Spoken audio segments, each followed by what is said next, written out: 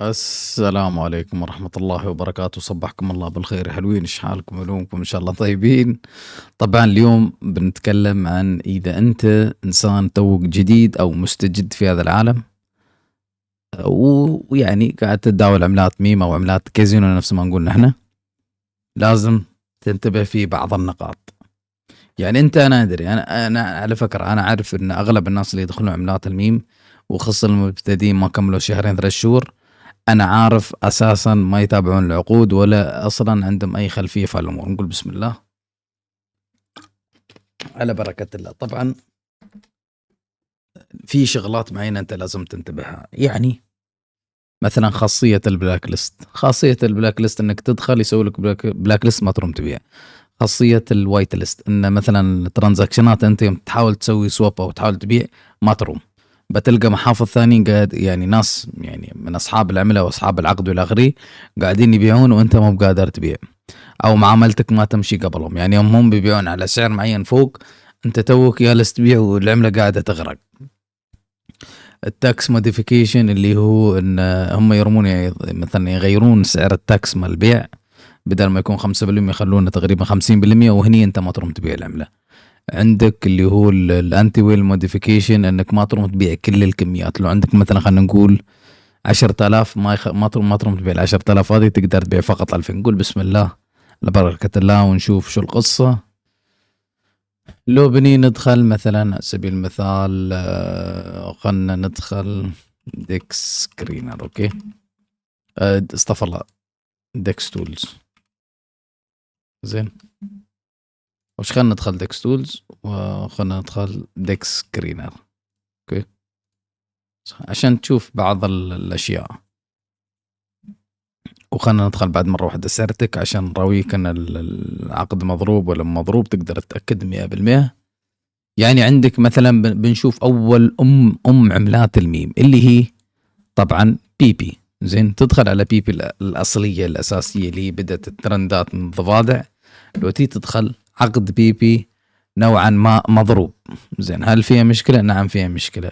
هل تقدر انت تبيع؟ تقدر تبيع، ولكن العقد يقول كذا. هذا مش كلامي انا، كلام العقد فيها الخاصيه، ولكن هم ما فعلوا.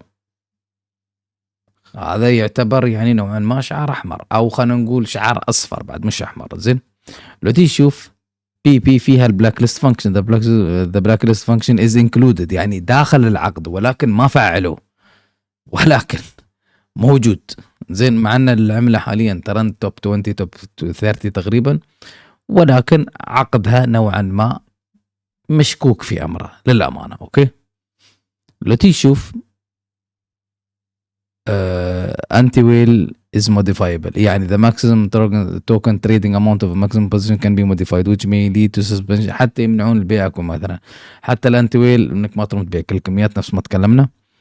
the maximum token trading amount or maximum position can be modified. اوكي، anti whale limited number of transaction، حتى ترانزاكشنات ما تروم تبيع مثلا، او ما تروم تبيع بكثره، يعني مره مرتين وخلاص.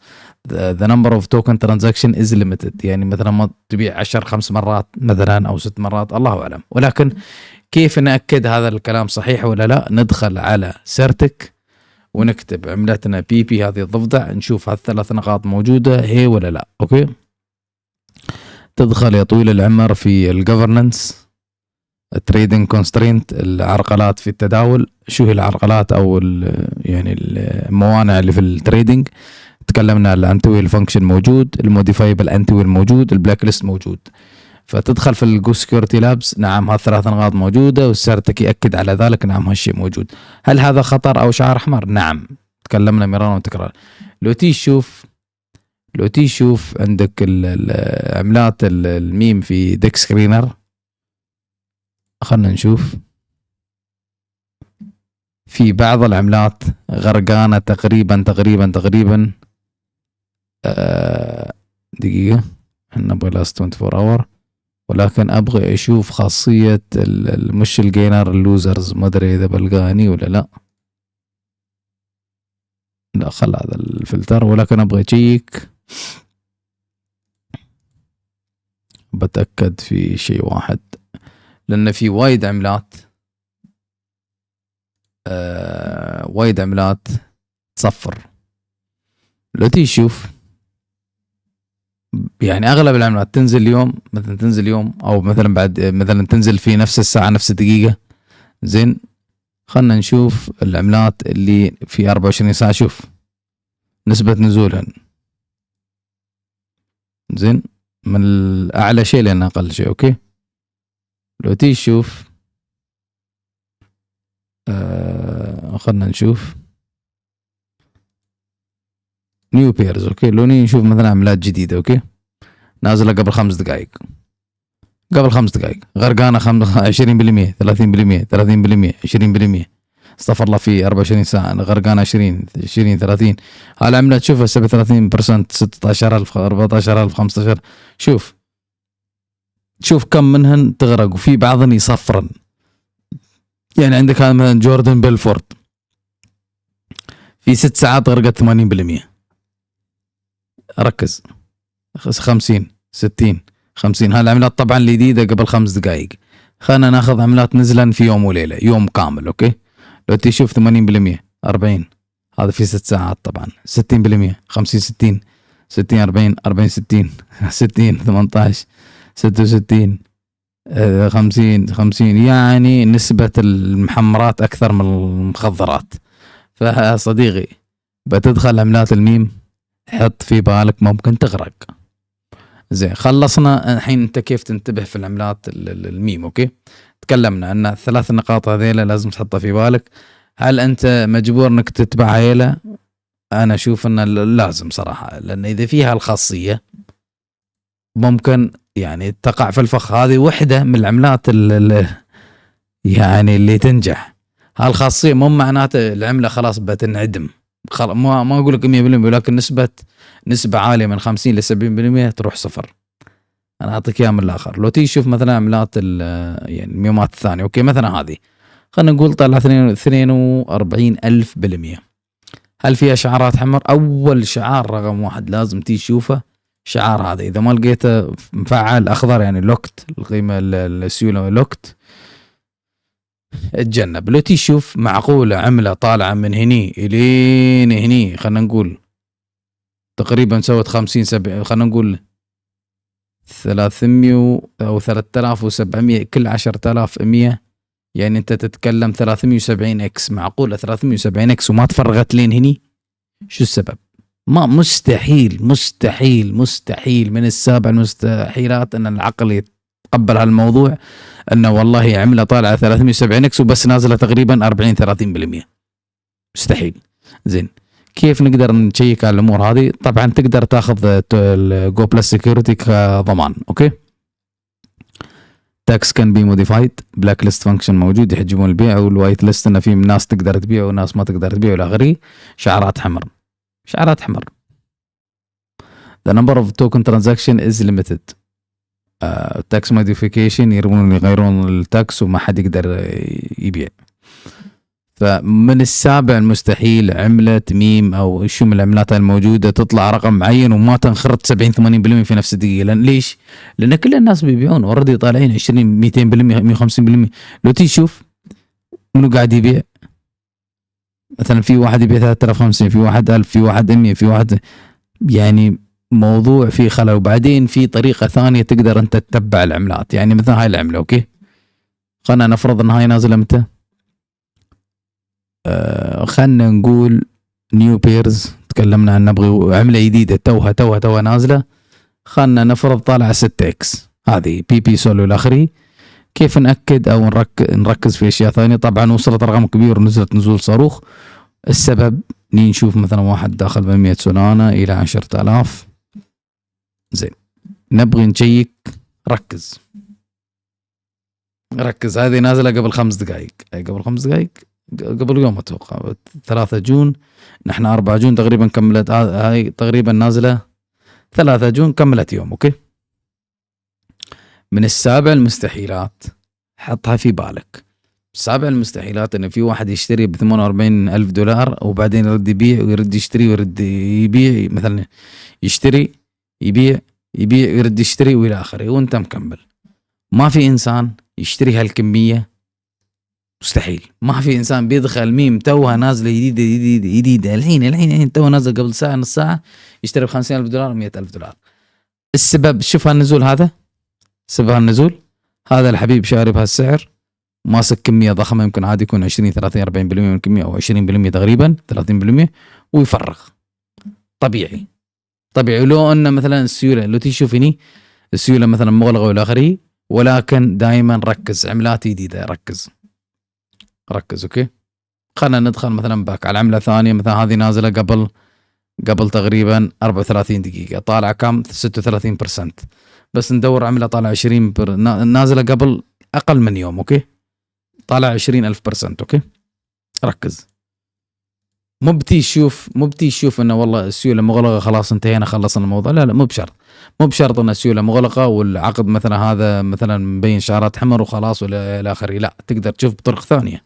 يعني مثلا هاي العمله ركز كانت تقريبا صفر، خلينا نقول بدت على اوبن على 0.19، وول تايم هاي $6 فاصلة شيء، وخرطت شيء مش طبيعي صاروخ، اوكي. خلينا نركز وين المشكله. ندخل على 100 سولانا الى 10,000 مينيموم، بنشوف كم ناس شارينها، وخلينا نقول حتى 100,000. ركز. لو تلاحظ كل العملات هذه اللي تنخرط 90% 98% في يوم وليله، نفس الفكره. حد يشتري اول ما تبدا 3 جون، اول ما تبدا $47,000. منو هالمينون او انسان تو داخل عملات مين بيفرغ 50,000 و100,000$؟ هذا اللي يصير، يشتري الكميه كبيره مثلا 50% من الكميه ولا 60 70% من الكميه، وبعدين يوزعها على 13,000 محفظه. كيف نعرف هالشيء؟ نقدر ندخل على العمله، زين، ندخل على العمله. ركز. شو يسوون بالعاده؟ اعذروني النت لك عليه شويه، ولكن ان شاء الله بنقدر نختصر الموضوع. تدخل على الهولدرز، ركز. 6 1.8 1.7 1.4 1.3 1.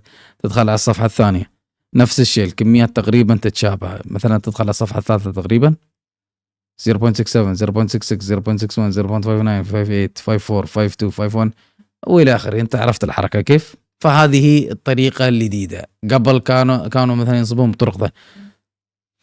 بالمختصر المفيد، الناس الجدد ما بيعرفون هذا الموضوع. وبعدين فيها مثلا تم ازاله المكتوب هني ما ادري ريموف ما ادري بس على سعر كم 137 سولانا. تم هني مثلا ازاله السيوله. ريموف معناته انك تشيل السيوله. المهم اغلب الناس انا على يقين انهم ما يفهمون في الامور، ولا يعرف يشيك مثلا في الترانزاكشن هيستوري، ولا يعرف يشيك في الهولدرز، ولا يعرف يشيك مثلا في العقود. على فكره عملات السولانا، عملات الميم والسولانا، شو لازم تسوي؟ كوبي. عندك موقعين، سول سنفر، زين، عندك سول سنفر، وعندك الموقع الثاني رج تشيك. وفي كذا موقع، يعني عرفت، في كذا موقع. يعني مثلا تقدر تشيك في موقعين، سنف توكنز، كوبي بيست، مكتوب 84% من السكور مالها. The ability to alter token metadata post diplomatically to change in token characteristics or prompts without consent and undermining. أظن يقدرون يغيرون الأسامي وبعض البيانات، أتوقع اللي هو الميتا داتا ميوتابيليتي. وعندك السيولة قليلة جدا مقابل القيمة السوقية. recently deployed contractors شوف newly deployed contractors proven track record posing risks of undiscovered. يعني أي عملة جديدة شعار أحمر من الآخر. العقود القديمة على الأقل فيها سيرة ذاتية تقدر تتبع فيها نصبة، فيها اختراق، فيها شيء تقدر.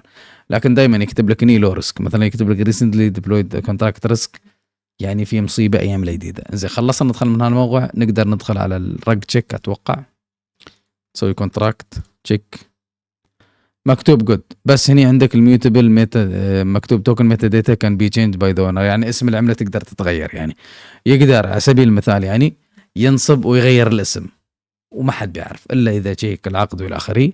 بس اغلب الناس ما بيعرفون. ولكن هالموقعين تقدر تشيك في سولانا. ولكن بصراحه انا عملات سولانا صعب تتفحص عملات الميم، مو بنفس عملات الايثيريوم. تقدر تشوف الشعارات اللي موجوده، فموضوع جدا جدا صعب. فطبعا انتبه من هذه النقاط، وهلا يعني مهما حاولت وبحثت وتفحصت والى اخره وتتبعت المحافظ والى هذا، النصبات موجودة كل يوم. حرامية النصابين يكتشفون ابتكار جديد وينصبون بطريقة أخرى، لأن الناس لا زالت تحب يعني تلعب كازينو في عملات الميم. يعني تخيل أنت تيجي تشوف لك مثلا عملات طالعة مثلا نقول خلينا نقول 2000%، 22,000%، 41,000%، 4000، 42,000%، هاي كلها كازينو. في منهم تدخل ومطروم تطلع. يعني مثلا عندك عملة GTA طلع 11 جي تي 6، هذه مش يعني انا على يقين ان هذه العمله مش تابعه لشركه روك ستار. المهم اخذت الخلاصه، اخذت الفكره ان كيف طرق العملات الميم، كيف تقدر تاخذ يعني مثلا حرصك، تقدر تتبع، تقدر مثلا نوعا ما تحمي نفسك ولو انه ما في ضمان وكله كازينو.